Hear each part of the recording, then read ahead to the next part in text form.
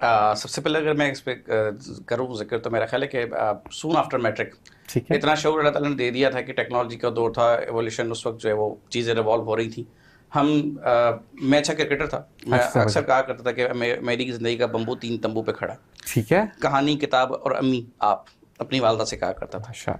सबसे पहले क्रिकेट को छोड़ा, ठीक है।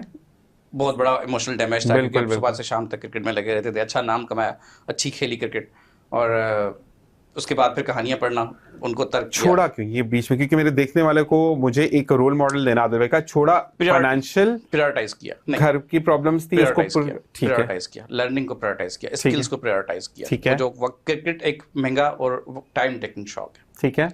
वक्त बहुत लेता था, और मुझे पता था कि मेरे पास इसमें फ्यूचर नहीं है। सही है। फ्यूचर बनाने के लिए आपका आज के दौर में मल्टी टैलेंटेड होना बहुत ज़रूरी है, आपको ऐसा ही है। स्किल्स चाहिए। ऐसा ही है। अगर आप उस वक्त ये सोचते कि यार ये तो मेरी खेलने कूदने की उम्र है, और आप उसी वक्त उन्हीं चीज़ों में लगे रहते, तो बाद में आप हालात का तकाजा समझते हुए सीखने आते भी सही, तो भी आपके अंदर अडॉप्टेबिलिटी वो न रहती जो कि आपने सही वक्त पे कर लेनी चाहिए थी। सही। तो सही वक्त पे खुद को सही डायरेक्शन में डालना, मेरा ख्याल ये अताए खुदाबंदी होती है। माशाल्लाह। तो यहाँ से सिलसिला शुरू हुआ, फिर आहिस्ता आहिस्ता चीज़ें चलती रही।